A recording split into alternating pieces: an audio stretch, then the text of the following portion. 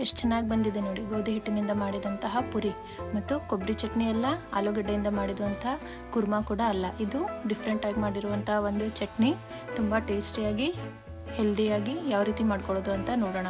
ಎಲ್ರಿಗೂ joint family ಫುಡ್ಗೆ ಸ್ವಾಗತ. ರೆಸಿಪಿನ ಸ್ಟಾರ್ಟ್ ಮಾಡೋಣ ಬನ್ನಿ. ಈಗ ನೋಡಿ, ನಾನು 4 ಜನಕ್ಕೆ ಆಗುವಷ್ಟು ಪುರಿನ ಮಾಡ್ಕೊಳ್ತಾ ಇದ್ದೀನಿ. ಅದಕ್ಕೆ 3 ಬಟ್ಲಿನಷ್ಟು ನಾನು ಗೋಧಿ ಹಿಟ್ಟನ್ನು ತಗೊಳ್ತಾ ಇದ್ದೀನಿ. 3 ಬಟ್ಲೆ ಗೋಧಿ ಹಿಟ್ಟು, ಅದಕ್ಕೆ 1 ಬಟ್ಲಷ್ಟು ಮೈದಾ ಹಿಟ್ಟು, ಸ್ವಲ್ಪ ರುಚಿಗೆ ತಕ್ಕಷ್ಟು ಉಪ್ಪು, ಎಲ್ಲವನ್ನ ಚೆನ್ನಾಗಿ ಮಿಕ್ಸ್ ಮಾಡ್ಕೊಳ್ಳಿ. ಸೈಡಲ್ಲಿ 3 ರಿಂದ 4 ಸ್ಪೂನಷ್ಟು ಎಣ್ಣೆನ ಬಿಸಿ ಮಾಡೋದಕ್ಕಿಡಿ. ನೋಡಿದ್ದು ಬಿಸಿಯಾಗಿರುವಂಥ ಎಣ್ಣೆ, ಇದನ್ನು ನಾನು ಹಿಟ್ಟಿನಲ್ಲಿ ಹಾಕ್ತಾ ಇದ್ದೀನಿ. ಬಿಸಿಯಾಗಿರಬೇಕು. ಒಗ್ಗರಣೆಗೆ ಯಾವ ರೀತಿ ಬಿಸಿ ಮಾಡ್ಕೊಳ್ತೀವಿ ಅಷ್ಟು ಬಿಸಿಯಾಗಿರುವಂತಹ ಎಣ್ಣೆ. ಈಗ ಎಲ್ಲವನ್ನ ಚೆನ್ನಾಗಿ ಮಿಕ್ಸ್ ಮಾಡ್ಕೊಳ್ಳಿ ಕೈಯಲ್ಲಿ. ಎಣ್ಣೆ, ಉಪ್ಪು ಮತ್ತು ಎಲ್ಲ ಹಿಟ್ಟು ಚೆನ್ನಾಗಿ ಮಿಕ್ಸ್ ಆಗಬೇಕು. ನೋಡಿ, ಈ ರೀತಿ ಚೆನ್ನಾಗಿ ಕೈಯಿಂದ ತಿಕ್ಕಿ ಅಷ್ಟನ್ನು ಚೆನ್ನಾಗಿ ಮಿಕ್ಸ್ ಮಾಡ್ಕೊಳ್ಳಿ. ಸ್ವಲ್ಪ ನೀರನ್ನು ಆ್ಯಡ್ ಮಾಡ್ತಾ ಹಿಟ್ಟನ್ನು ನಾದ್ಕೊಳ್ಳಿ. ಇದು ಚಪಾತಿ ಹಿಟ್ಟಕ್ಕಿಂತ ಸ್ವಲ್ಪ ಗಟ್ಟಿಯಾಗಿ ಬರಬೇಕು ಪೂರಿ ಮಾಡೋದಕ್ಕೆ. ತುಂಬ ಮೆತ್ತಗೆ ಹಿಟ್ಟು ನಾದಿದ್ರೆ ಎಣ್ಣೆ ಹಿಡಿಯುತ್ತೆ. ಹಾಗಾಗಿ ಸ್ವಲ್ಪ ಗಟ್ಟಿಯಾಗಿ ಹಿಟ್ಟು ನಾದ್ಕೊಳ್ಳಿ. ಎಣ್ಣೆನೂ ತುಂಬ ಜಾಸ್ತಿ ಬಿಸಿ ಮಾಡಿ ಹಾಕಬೇಡಿ. ಎಣ್ಣೆ ಜಾಸ್ತಿ ಆದರೂ ಕೂಡ ಪುರಿ ಎಣ್ಣೆ ಹಿಡಿಯುತ್ತೆ ಕರಿಯುವಾಗ. ಸ್ವಲ್ಪ ಬಿಸಿಯಾದ ಎಣ್ಣೆ, ಸ್ವಲ್ಪ ನೀರು ಹಾಕ್ತಾ ಚೆನ್ನಾಗಿ ನಾದ್ಕೊಳ್ಳಿ. ಚಪಾತಿ ಹಿಟ್ಟಿನಕ್ಕಿಂತ ಸ್ವಲ್ಪ ಗಟ್ಟಿಯಾಗಿರಬೇಕು. ಈಗ ನೋಡಿ, ಎಲ್ಲ ಹಿಟ್ಟನ್ನು ನಾದಿದ್ದೀನಿ. ಈಗ ಇನ್ನೂ ಸ್ವಲ್ಪ ಎಣ್ಣೆನ ಹಾಕಿ ಚೆನ್ನಾಗಿ ಸ್ಪ್ರೆಡ್ ಮಾಡಿ ಒಂದು ಬಾಲ್ ಥರ ಮಾಡಿ ಹಿಟ್ಟನ್ನು ಚೆನ್ನಾಗಿ ನಾದ್ಕೊಂಡು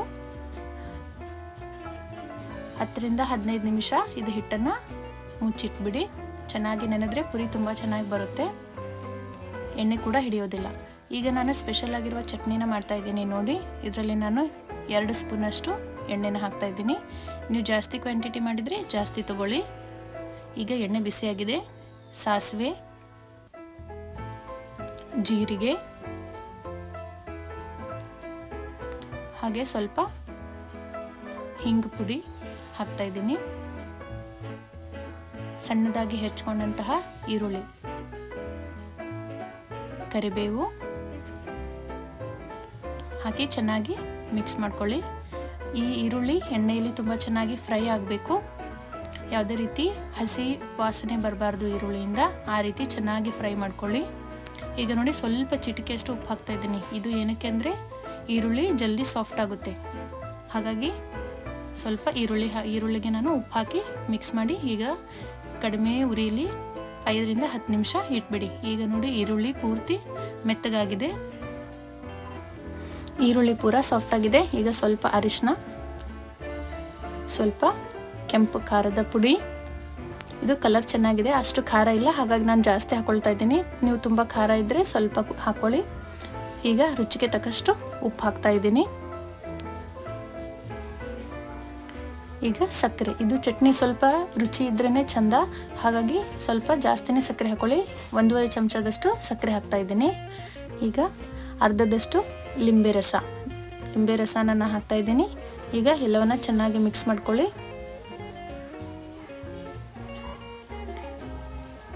ಯಾರು ಹೊಸದಾಗಿದ್ದೀರಾ ಎಲ್ಲರೂ ನಮ್ಮ ಜಾಯಿಂಟ್ ಫ್ಯಾಮಿಲಿ ಫುಡ್ಗೆ ಸಬ್ಸ್ಕ್ರೈಬ್ ಆಗಿ ಹೊಸ ರೆಸಿಪಿಗಳನ್ನು ಕಲಿಯೋಣ. ಈಗ ನೋಡಿ, ಕಲರ್ ಕೂಡ ತುಂಬ ಚೆನ್ನಾಗಿ ಬಂದಿದೆ ನೋಡಿ. ಈಗ ಇದು ಒಗ್ಗರಣೆ ರೆಡಿಯಾಗಿದೆ. ಈಗ ನಾನು ಗ್ಯಾಸ್ನ ಬಂದ್ ಮಾಡ್ಕೊಳ್ತಾ ಇದ್ದೀನಿ. ಹಾಗೂ ಇದು ತುಂಬ ಬಿಸಿ ಇದೆ ಈಗ. ಹೀಗಾಗಿ ಇದನ್ನು ನಾನು 10 ರಿಂದ 15 ನಿಮಿಷ ತಣ್ಣಗಾಗೋದಕ್ಕೆ ಇಡ್ತಾ ಇದ್ದೀನಿ. ನೋಡಿ, ಇದು ರೆಡಿಯಾಗಿದೆ. 10 ರಿಂದ 15 ನಿಮಿಷ ಈಗ ತಣ್ಣಗಾಗಲಿ. ನಾನು ಈಗ ಒಂದು ಬೌಲ್ನಲ್ಲಿ ಅರ್ಧದಷ್ಟು ನೀರನ್ನು ತಗೊಳ್ತಾ ಇದ್ದೀನಿ. ಇದು ಅಳತೆ ಹೇಗೆಂದರೆ, ನೀವು ಎಷ್ಟು ಚಟ್ನಿ ಮಾಡ್ಕೊಳ್ತೀರಾ ಅಷ್ಟು ನೀರು, ಎಷ್ಟು ಜಾಸ್ತಿ ಬೇಕೋ ಅಷ್ಟು ಜಾಸ್ತಿ ನೀರು. ಇದು 1 ಬಟ್ಲಿನಷ್ಟು ಪುಟಾಣಿನ ಮಿಕ್ಸಿ ಮಾಡಿಕೊಂಡು ಅದನ್ನು ಹಿಟ್ಟು ತೊಗೊಂಡಿದ್ದೀನಿ. ನೀರಿಗೆ ಪುಟಾಣಿ ಹಿಟ್ಟು ಹಾಕಿ ಚೆನ್ನಾಗಿ ಕಲಿಸ್ಕೊಳ್ಳಿ. ಯಾವುದೇ ರೀತಿ ಗಂಟು ಬರದೇ ಇರೋ ಥರ ಚೆನ್ನಾಗಿ ಮಿಕ್ಸಿ ಮಾಡ್ಕೊಂಡಿರುವಂತಹ ಪುಟಾಣಿ ಹಿಟ್ಟನ್ನು ಹಾಕಿ ಕಲಿಸ್ತಾ ಇದ್ದೀನಿ. ಗಂಟು ಬರಬಾರ್ದಷ್ಟೇ. ಓಕೆ, ಇದೀಗ ರೆಡಿಯಾಗಿದೆ ನೋಡಿ. ತುಂಬ ಗಟ್ಟಿನೂ ಅಲ್ಲ, ತುಂಬ ತಿಳಿಯಾಗಿನೂ ಅಲ್ಲ, ಮೀಡಿಯಮ್ ಚಟ್ನಿ ಥರ ಇದು ರೆಡಿಯಾಗಿದೆ. ಈಗ ನಾನು ಮಾಡಿಟ್ಕೊಂಡಂತಹ ಒಗ್ಗರಣೆನ ತಣ್ಣಗಾಗಿದೆ ಇದು ಪೂರ್ತಿ, ಇದನ್ನು ತಗೊಳ್ತಾ ಇದ್ದೀನಿ. ಇದಕ್ಕೆ ನಾನು ರೆಡಿ ಮಾಡಿದ್ದಂಥ ನೀರು, ಪುಟಾಣಿ ಹಿಟ್ಟು ಮತ್ತು ನೀರನ್ನು ಹಾಕ್ತಾಯಿದ್ದೀನಿ. ನೀವು ಜಾಸ್ತಿ ಜನ ಇದ್ದರೆ ಜಾಸ್ತಿ ಮಾಡ್ಕೊಳ್ಬಹುದು. ಅಳತೆ ಜಾಸ್ತಿ ತಗೊಳ್ಳಿ. ಎಲ್ಲವನ್ನು ಚೆನ್ನಾಗಿ ಮಿಕ್ಸ್ ಮಾಡ್ಕೊಳ್ಳಿ. ಇದು ಸಿಂಪಲ್ ಕೂಡ, 10 ನಿಮಿಷದಲ್ಲಿ ತಯಾರು ಮಾಡ್ಕೊಳ್ಬಹುದು. ಚಟ್ನಿನ ತುಂಬ ರುಚಿಯಾಗಿ ಬರುತ್ತೆ. ಯಾವುದೇ ರೀತಿ ಬಟಾಟೆಯಿಂದ ಮಾಡಿದಂಥ ಪಲ್ಯ, ಕೊಬ್ಬರಿ ಚಟ್ನಿ, ಕುರ್ಮಾ ಯಾವುದೇ ರೀತಿ ಅಗತ್ಯ ಕೂಡ ಇಲ್ಲ. ಇದು ತುಂಬ ರುಚಿಯಾಗಿ ಬರುತ್ತೆ. ಈಗ ನಾನು ಹೆಚ್ಚಿಟ್ಕೊಂಡಂತಹ ಕೊತ್ತಂಬರಿನ ಹಾಕ್ತಾಯಿದ್ದೀನಿ.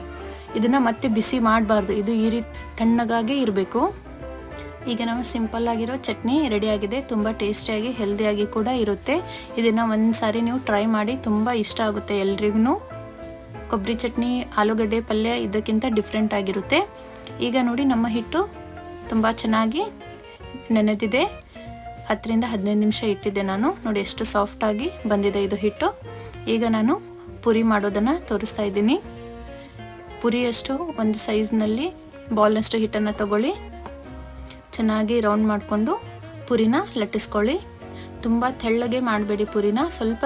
ಸ್ವಲ್ಪ ದಪ್ಪನಾಗಿದ್ರೇ ಚೆನ್ನಾಗಿ ಉಬ್ಬುತ್ತೆ, ತುಂಬ ಚೆನ್ನಾಗಿ ಬರುತ್ತೆ. ಸ್ವಲ್ಪ ಎಣ್ಣೆನೆ ಹಚ್ಕೊಂಡು ಪುರಿನ ಲಟ್ಟಿಸ್ಕೊಳ್ಳಿ.